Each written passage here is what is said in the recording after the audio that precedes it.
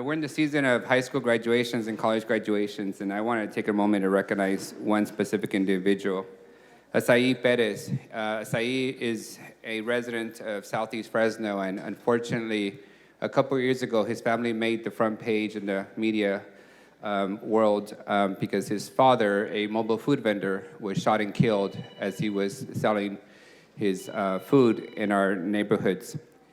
And Isai has several siblings, and after that tragedy, he's been able to, come through and become a valedictorian graduate of Sunnyside High School, and will now be attending Fresno State.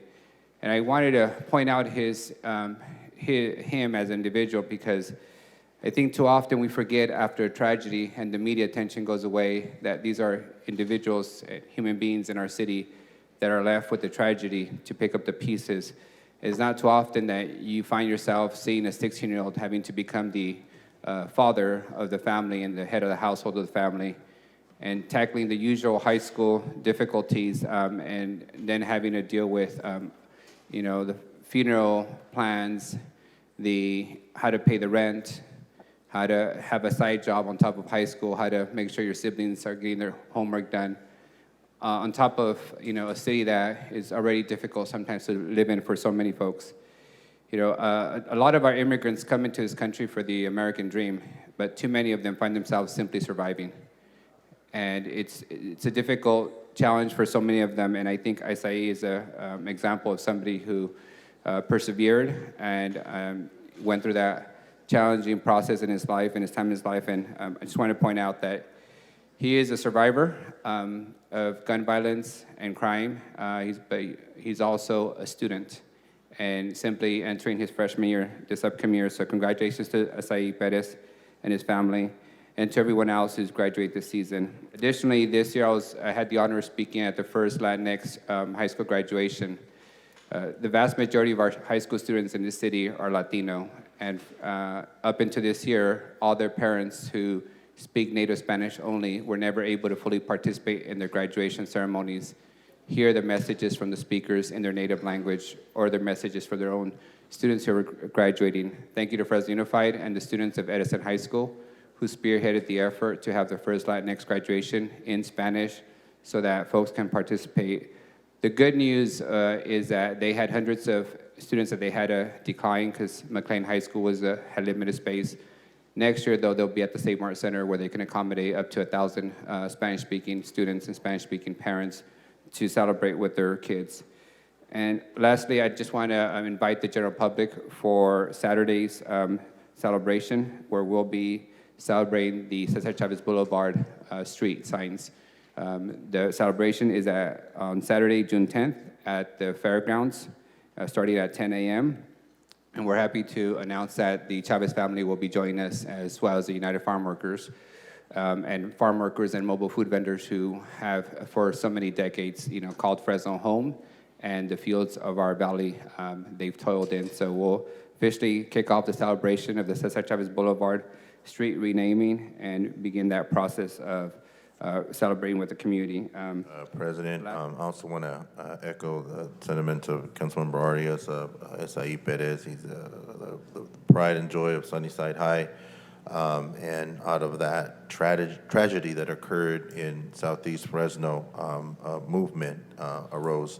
And I think that will be his father's legacy, because when that tragedy happened, you saw the community coalesce around our mobile food vendors. And now as a result, we now have a formal association of our food vendors in our community that have a process where they can, get their permits, they can get everything in order, they can operate and not have to worry about working in the shadows. They know that the city supports them, and that's something to be proud of. Isai worked really hard. He is one of few that has a certification that's designated as bicultural, bilingual.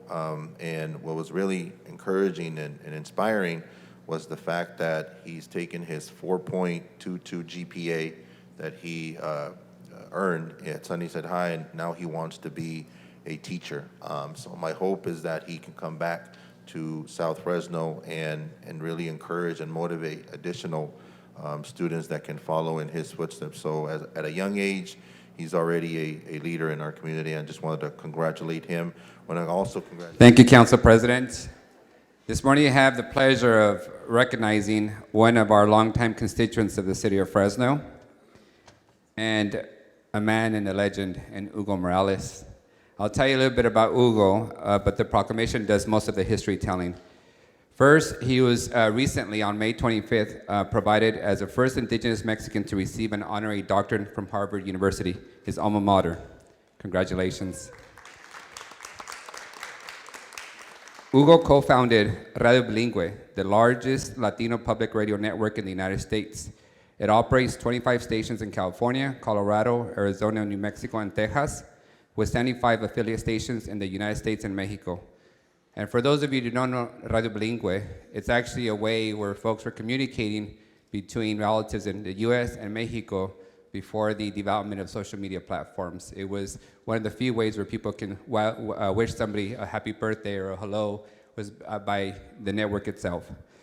And this network has also been a huge civic asset for the Mixteco, the indigenous, and the Latino community across multiple states and across countries. What folks really also don't know about Hugo, is besides being a resident of Fresno, is that he's a father of twins, which is another honor, and I hope your kids are doing well. With that, I wanted to give Mr. Morales an opportunity to talk about Radio Bilingüe, the contributions of the station, its role in this community, but more importantly also to share some of the highlights of what Radio Bilingüe is. Mr. Morales? Well, thank you very much, Councilmember Arias. This is a surprise and a real honor. I never thought that I would get a day proclamation. My God, this is incredible. But what I want to say is that Radio Bilingüe was not just founded by myself. Gloria Hernandez, could you come up, Gloria? She was a co-founder of Radio Bilingüe way back in 1976 when I put flyers all over Chinatown asking if anybody wanted to build a Latino community radio bilingual to give me a ring. At that time, I was a part-time lecturer at Fresno State in the Raza Studies Department. And Gloria, among others, answered the call. So, Gloria Hernandez, and she became a board member. Anybody that showed up to that meeting became a board member. That's how selective we were. Right, Gloria? So thanks to her and others were here. And then also, the work of Radio Bilingüe was teamwork. We had Maria Araña here, we have Chuya, we have Jose Moran, and others who were, tending the shop. We're on 24/7. They couldn't be here, but also we've had over 2,000 volunteers, mostly youth, that we've trained over the years to empower them to lift their voices. And that's part of what we do. So I want to thank all of them, and also the Latino community in general for the generosity of listening and participating. And one of the other things that Radio Bilingüe has also been part of is the arts. We run the most popular, democratic, and accessible mariachi festival in the United States for many years, up until about 10 years ago. It was no longer viable, considering how much we had to pay to fill an arena. So I hope that in the future we can bring that back with maybe the support of the city. And also I would think that I would ask the city council members to also take note of the implementation of Measure P. Radio Bilingüe was among many other organizations who worked very, very hard for the parks support and also for the arts.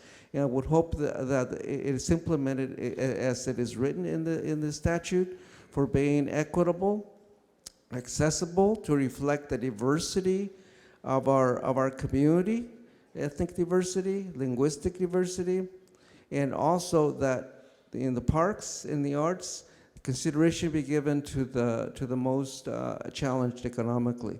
So thank you very much, and I just want to thank my staff, incredible staff and volunteers, and our board of directors, and our founders for bringing us to this place. And I just want to also thank Councilmember Arias. I see you and the other city council, reading the materials, paying attention, and all this. And believe me, we in the community appreciate the care that you folks take care of every item that comes before you. So my respects to all of you. and I'm humbled by this. And then the last thing I want to say is that I wouldn't have gotten here without education. And education is so important. And the reason why all of us are here, those of us are people of color, is for access to education. And particularly for those of us that are indigenous, it was clear from the time the Europeans came, the whites, they denied us an education. Why? Because they didn't want us to read and write. And that is, and up to my generation of my parents, they were denied the opportunity to read and write. And that is so much resource lost that is just an incredible injustice. And I would hope that, I know Mr. Arias worked very, very hard inside of Fresno Unified and others, we continue to provide access to everybody. And that includes indigenous people, Hmong, Laotian, Asian, African Americans, and so many other sectors of our community, and white folks, everybody, to have access to an opportunity so they can excel in whatever talents they may have. Thank you so much. It's a real honor. City Clerk, would you read the proclamation announcing June 8th as Hugo Morales Day in the city of Fresno? Certainly. Whereas Hugo Morales was born on March 23, 1949 in Huahuapam de Leon, Oaxaca, Mexico. At the age of 9, he migrated to Healdsburg, California, where he worked at an agricultural labor camp alongside his parents. It was here where he first learned about the power of radio as a virtual means of communication, vital means of communication. And whereas Hugo Morales faced numerous challenges yet achieved academic excellence and went on to graduate from Harvard College in 1972 and Harvard Law School in 1975. In September of 1976, Morales co-founded the nonprofit organization Radio Bilingüe. And on July 4th, 1980, the radio station went live. And whereas Radio Bilingüe is a transnational satellite community radio service that delivers culturally competent programming to Latinos and indigenous people in mixed-text Spanish and English, connecting them with educational and informational content. Under Morales' leadership, Radio Bilingüe has become the nation's leading Latino public radio network with 25 stations and 75 affiliated stations. And whereas Hugo Morales has received numerous national recognitions for his contribution to public radio, most recently, Morales received an honorary doctorate from Harvard University for being a beacon in public media and providing the space for voices unheard, making him the first U.S. indigenous Mexican person to receive such recognition from the university. And whereas Hugo Morales has a prestigious career spanning over 40 years, and we wish to applaud his passion, dedication, and for being an inspiration for our Fresno community. Now, therefore, be it resolved that we, Mayor Dyer and the Fresno City Council, do hereby proclaim the June 8th, 2023 to be Hugo Morales Day in the city of Fresno.